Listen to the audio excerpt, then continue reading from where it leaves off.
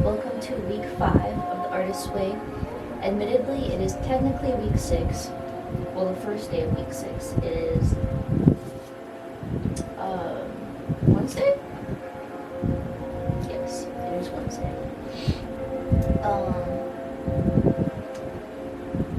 But I still wanted to do last week's. And then for this week's, I might record myself doing my next Artist's Day. This one is probably going to be short. I don't have a whole lot to talk about. I don't feel super talkative. But I did want to work on some of my projects and show you some of my projects. And just talk about a couple different things that have been on my mind. This week has been a little bit up and down for me. I was very recently diagnosed with bipolar, and it really affects my mood a lot. My mood can be extremely up and down, and that's how it has been this week, but mostly down. I've been feeling definitely depressed and struggling with my depression. However, literally nothing can take me out ever. I'm unstoppable. I persevere and I persist despite all of the odds. So, hold on.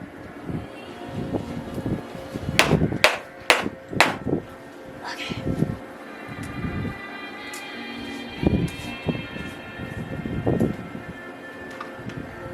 But on the topic of depression, I do want to talk about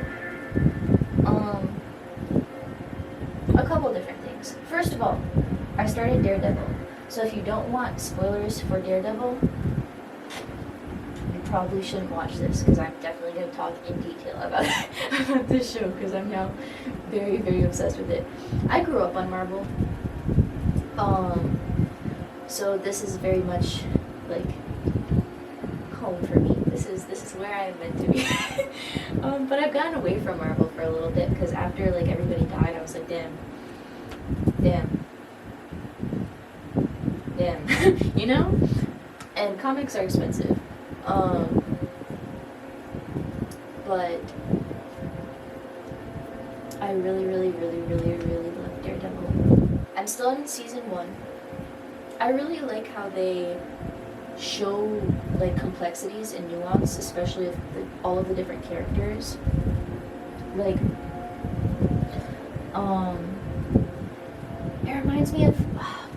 It reminds me of Interview with the Vampire. Me and a show with extreme themes of Catholic guilt. I swear to God. No, but seriously.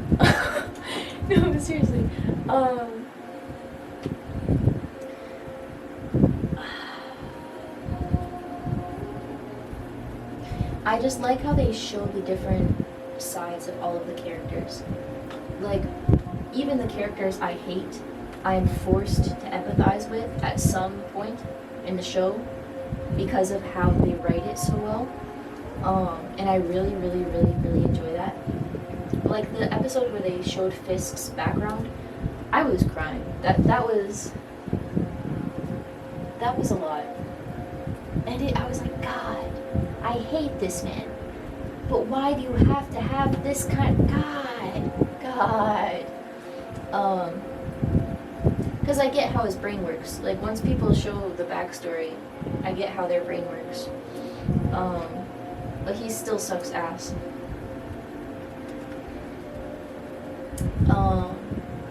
The show is very therapeutic for me, because I basically just yell at the screen and call Matt a pussy the entire fucking time, because he can't get his fucking shit together and put a bullet in that man's fucking head. It's fine. You see, it's therapeutic. It's therapeutic.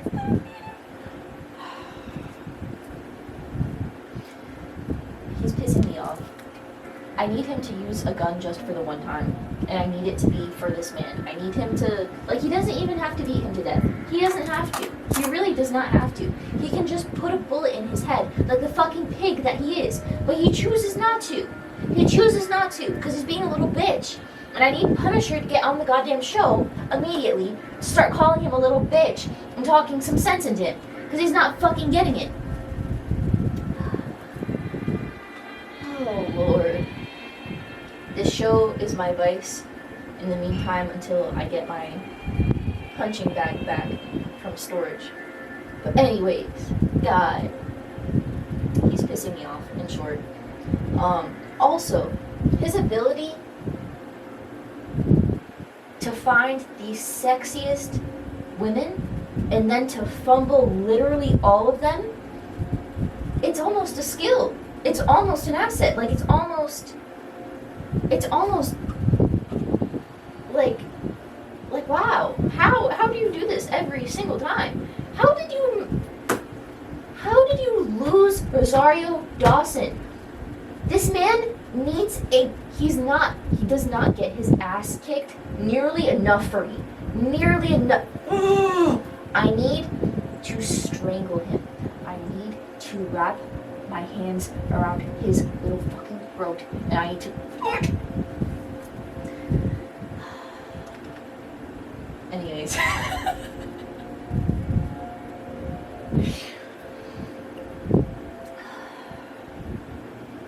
He's pissing me off.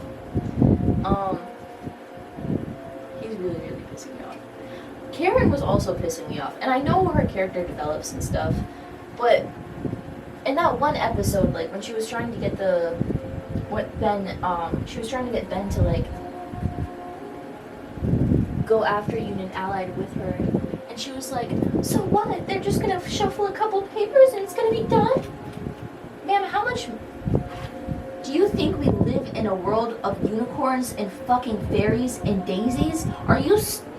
Yes, that's what happens. Yes, do you know how rich these people are? Lord have mercy. This show is raising my blood pressure by the episode. I cannot wait to watch the next one. I can't wait. I can't wait to yell at Mr. Murdoch more. God. It also, like, inspires me more to get into martial arts because I keep procrastinating on just starting a jiu-jitsu class. And I'm going to, like, in a couple weeks. I have a reason for postponing it this time. But,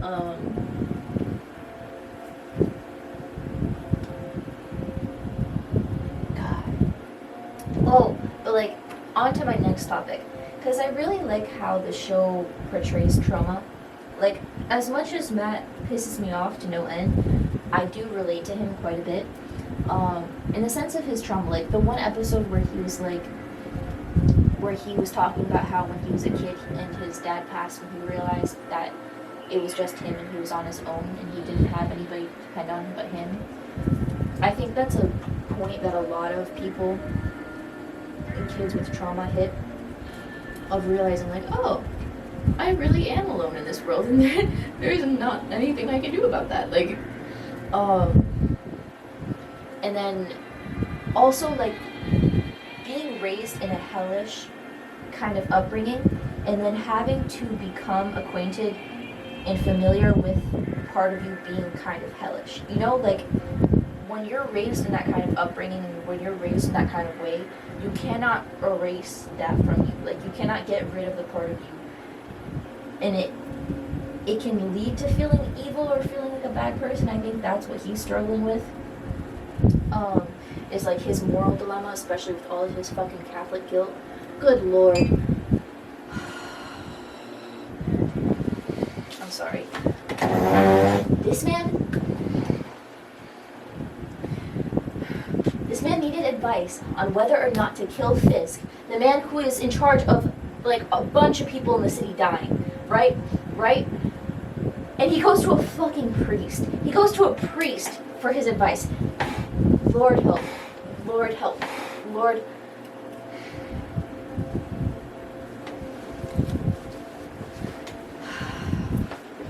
I need the Punisher in here immediately. I can't do this shit. I can't. I can't. But I will, and I must. I think I finished the other side of it. But that goes into my next topic. Like, I think when you are someone who has had to survive for the majority of your life, especially the majority of your upbringing, it leads to a certain amount of depression and tiredness and just general exhaustion that you kind of have to carry with you. And I think something that I've learned from my personal experience is that I personally need a soft, safe, and very restful life. I think that is my justice for the play, the fun, the whimsy that I did not get to experience as a kid. Like, I think in order to bring myself justice for the things that I've gone through, I need a life that feels like resting. Because I've come really close to many times, many times, right? So now that I haven't, now that I'm still here and I don't plan on going anywhere, and absolutely anything that tries to take me out will be destroyed. Sorry. Now that I am here and I do not plan on going anywhere, and absolutely nothing can even try to take me out, I plan on making the most of what I do have and the time that I do have. And I think the best way that I can do that is by allowing myself to rest in the way that my soul craves and needs, through living a life that is inherently just peaceful, inherently just ease, you know? I think that's something that I really need. Another topic that I wanted to talk about a little bit was rejection as protection. I think rejection is something that I experienced a lot growing up because making friends and things of that nature didn't really come easily to me. I got picked on a lot, I dealt with bullying a lot, things of that nature. So I think when you experience that from a really young age, it leads to these limiting beliefs or these ideas of who you are or what you are, or the kind of person you are, or, oh, if I am treated like this, then I must be this, or I must not be good enough for these people that I want to, you know, equal up to. And in reality, that rejection is protection, because anybody who does not appreciate your authenticity and see it as something whole and beautiful and worthy of understanding and time and effort and listening to, then those are not your people. And I think that's something that a lot of times we skip over because of the pain of rejection, because of the pain of not being accepted the way that any human, any person craves being accepted. But in reality, if you're not accepted by somebody, it's genuinely just because they're not the person for it. Like, you know, like, I don't think that everybody is for everybody, you know? Every person requires a certain set of needs, a certain set of, you know, a certain set of love, a certain set of affection. And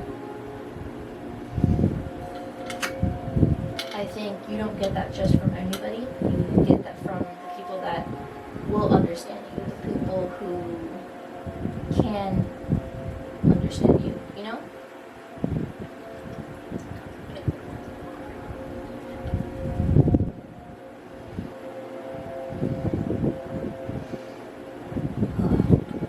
It was thunderstorming a little bit ago, and it was so pretty.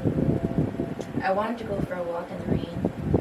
I've been feeling like I need a cleanse, and also I just love the rain. But I'm probably gonna try tomorrow instead, because I'm sure it will rain another time. It's, you know, it will.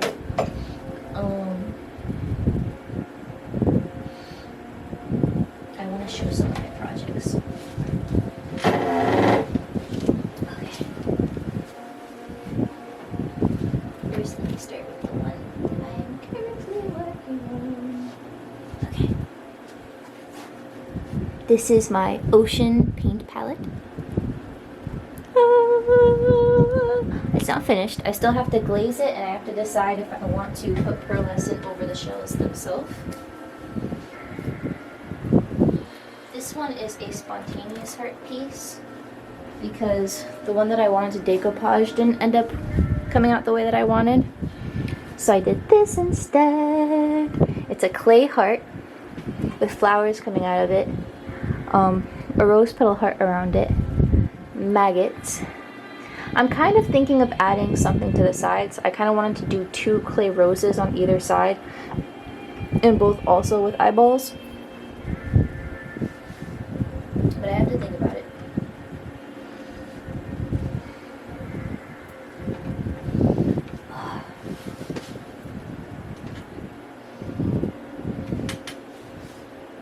I've also been doing a very good job of being sober. I think as I've been navigating my depression and my change in moods, something that has become really important to me has been stillness. Really sitting with myself, really being present with myself. Shadow work, holding space for the parts of me that are easier to ignore or to run from or to avoid because they're uncomfortable. Facing those things head on and really holding space for them, listening to what they're trying to tell me, and then redirecting them, showing them a different way, showing them what can actually be. So as I've had thoughts or emotions come up that aren't productive per se or aren't helpful, listening to them, letting myself feel it, letting myself face that uncomfortable thing, and then letting it go, and then releasing it.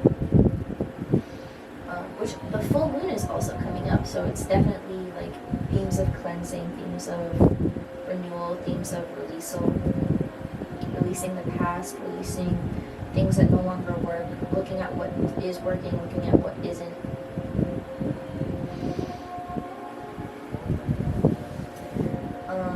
For me, what I have found, at least lately, how it really works for me is going at my own pace in my own way. I think everybody has their own path that is going to look entirely different and unique to them because every person needs a different thing. And for me, I really need to go slow and steady. I'm a very meticulous person. I really like to take my time. I really like to make sure that I'm putting my love and my attention and the proper attention into the things I do. So that's what I've been doing. I've been really just allowing myself to take my time, to have fun with things, to have fun with my goals, with my accomplishments.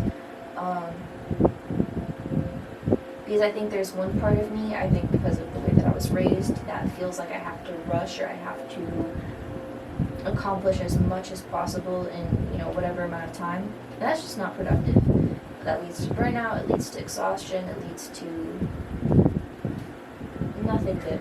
So what I've been finding lately is when I take things slow, when I am really intentional about things, that's my sweet spot. That's what really works for me. I still miss my photo shoots. I'm gonna do a mini one this Friday though, so I'm excited for that at least. Just putting on makeup, taking pictures for myself. It's one of my favorite things to do. I love getting pretty. I'm also going to a cosplay event soon. I think I talked about this last vlog, but I'm really excited about it, so I'm probably gonna bring it up until I actually go. I'm gonna go as Frankenstein from Monster High because I had the costume and I didn't get to wear it last Halloween, and I don't want to wear it this Halloween, so I'm gonna do it for the cosplay instead. For this Halloween, I think I'm gonna do either Harley Quinn, comic Harley Quinn. I might do Catwoman. I'm definitely going to explore Spirit Halloween and see what sticks out to me and speaks to me the most. But it's honestly probably going to be Harley Quinn or Catwoman because I've wanted to for so long. And God, I just need to. I feel it in my bones. I feel it in my nuggets. could work on more stuff, but there's not really much to work on. I have a bunch of different other projects that I want to start, like my lighters, more clay things or clay ideas that I have.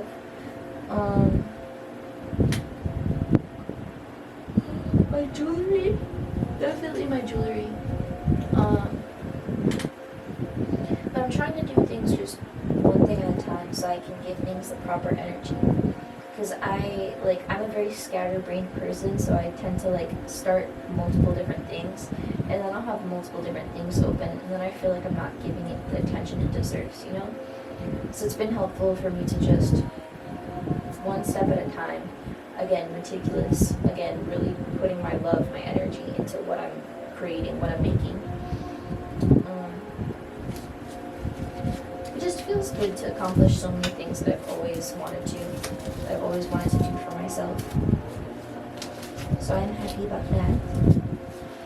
Yes, for this week's vlog, I will probably record myself doing my artist day. I'm not sure what I'm going to do yet. It might be the mini photo shoot, or maybe completing this, or starting a new one. Maybe I'll start the jewelry or the lighters. We'll see. Either way, it'll be super fun. I still have a bunch of clay left, and I love pottery. I want to take a pottery class so I can get a little bit better at it. But not yet. Not yet. Okay, this is already 21 minutes, so I think I'm going to stop here. But I love you. If you have watched this far, thank you. You are wonderful.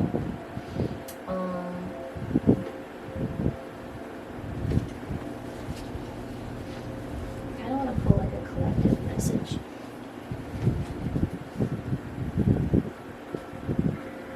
Hold on.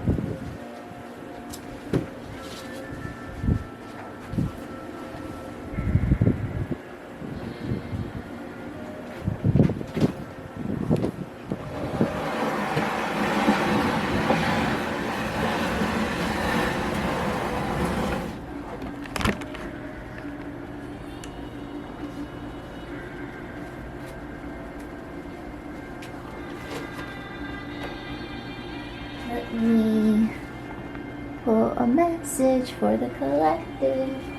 Because I haven't really been pulling messages for me. But I haven't been doing collective readings either. Because I've been trying to space things out and not do too much. Not pour my energy into too many places. Let's see.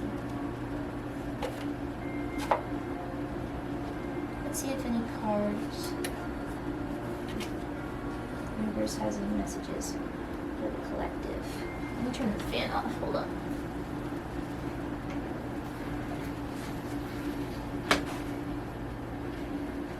Okay.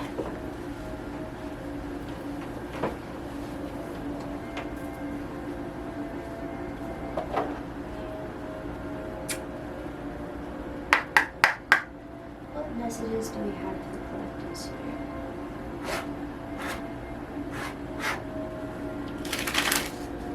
What messages do we have for the collective?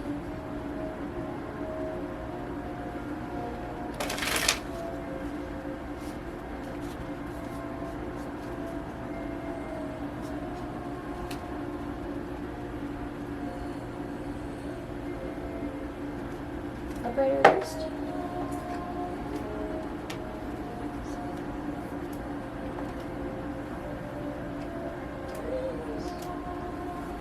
Okay. Upright wrist.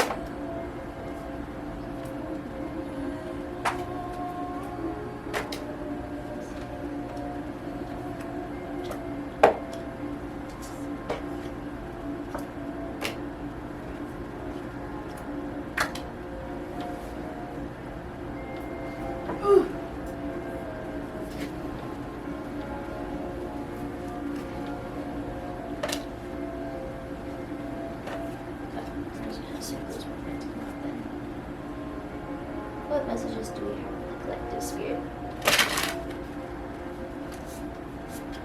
messages for the collective's absolute highest good and best interest because they deserve only the best.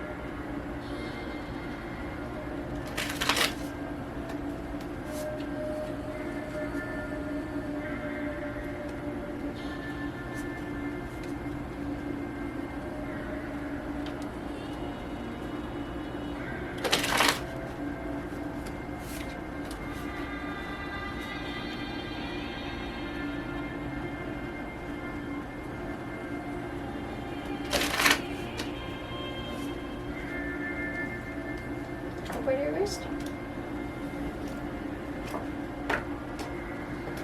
Upright your wrist. No, sideways. Upright your wrist.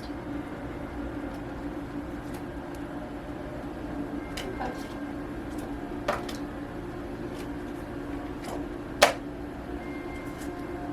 Reverse does not make sense in this context with the rest of these cards. I'm going to be so honest with you.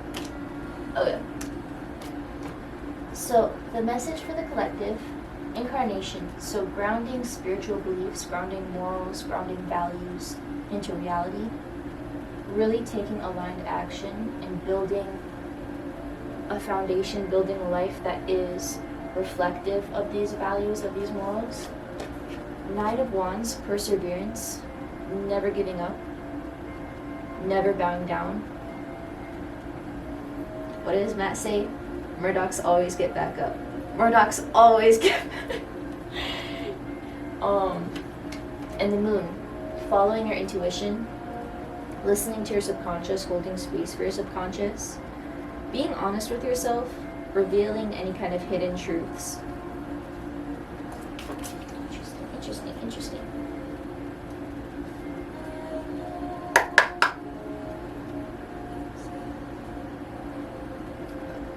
Any other messages for the Dr. Spirit?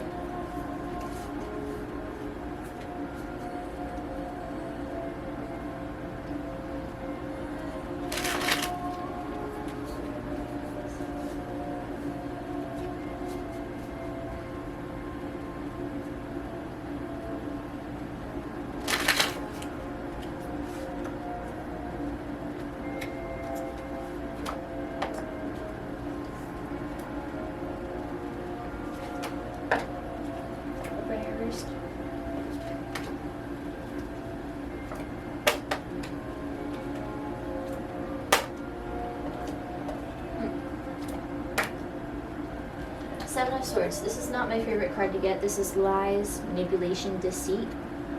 So I feel like this is a sign to really make sure you're being honest with yourself. And also that if anybody has been deceitful or in any kind of like betrayal energy towards you, what is done in the dark always comes to the light.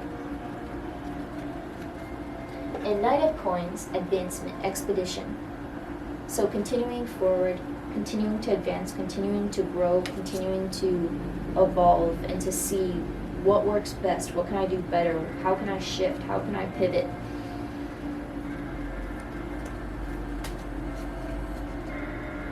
I love it. Thank you, cards.